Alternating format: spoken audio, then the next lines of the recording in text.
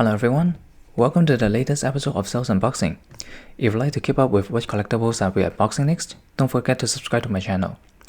About 6 years ago, when Nintendo released their Famicom Mini in Japan or NES Classic Edition in North America, different console developers then started the nostalgia battle. With the small form factors, relatively friendly pricing if you could get a hold of one at retail prices, and many of the favorite classic games packed into one tiny machine, this sparked crazy popularity around the world. Let's see what I've collected over the years.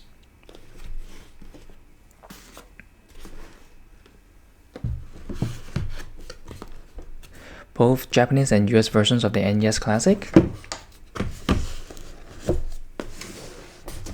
as well as the Japan-only Weekly Shonen Jump edition,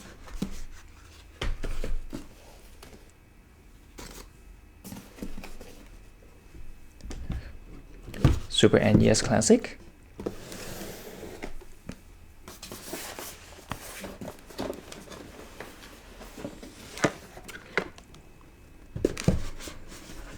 Neo Geo Mini,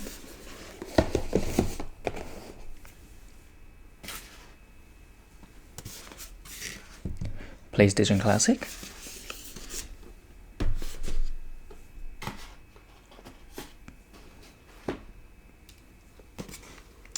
PC Engine, Sega Genesis Mini, and two versions of Game & Watch.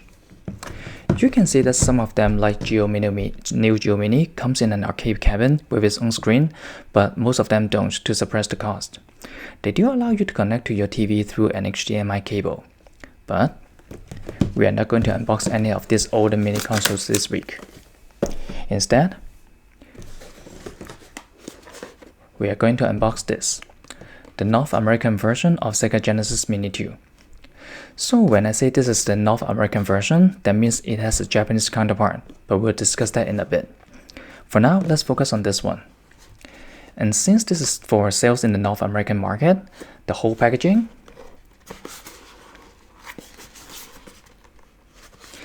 is in English, French, and Spanish. We can have a glimpse of the console on the front, which looks exactly like the original model released in 1998. I never got a chance to own the older generations of Sega Genesis before, so at least my childhood dream is finally accomplished. On the back, we can see a list of 60 plus titles packed in Genesis Mini 2 with some of the cover arts, and we'll also check that out in a bit too. Now let's open this to take a look at what's included.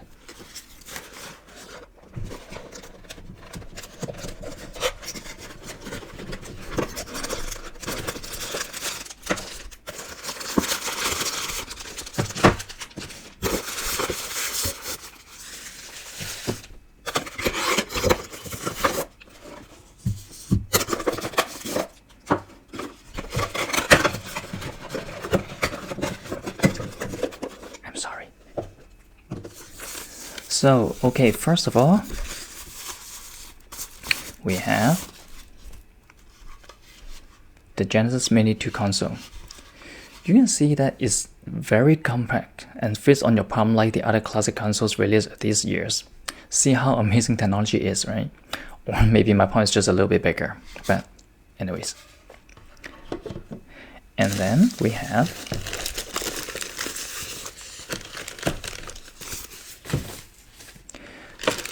one full-size wired 6-button control pad.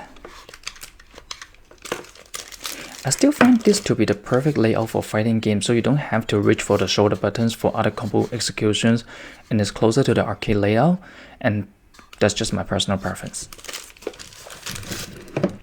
And then we have a power cable, HDMI cable, and this one inside is a USB power adapter. You may be like, well, what's so special about the power adapter anyways? For those who may not know, the Japanese version doesn't include one inside. You can either buy a standalone one or plug into a USB power source. After all, it's just a USB. And it's not just this Genesis Mini 2. The Japanese version of the Famicom Mini or Super Famicom Mini didn't include one either. So at least we don't feel so left out, right? And on the back, we have different input jacks. Easy to watch this way. Like the HDMI jack and the USB jack for USB micro B power. And Sega said that original Genesis Mini controller is compatible with this one. So if you have the previous console like me, you don't have to grab an extra controller for some co-op action. Now here comes the main thing. Nothing's more important than the list of games included inside this tiny machine. I'm not going to go over the long list of 60 plus games, right? Or this unboxing video will turn out to be 20 minutes long. I'll just leave the list on the screen for a little longer while I highlight some of the interesting ones. Let's see. We have Afterburner 2, Earthworm Jim 2, Echo the Dolphin, Fatal Fury 2, Final Fight CD, Golden Axe 2, Outrun, Phantasy Star 2, Shining Force CD, Sonic 3D Blast Off, of course, Streets of Rage 3, Super Street Fighter 2 The New Challenges.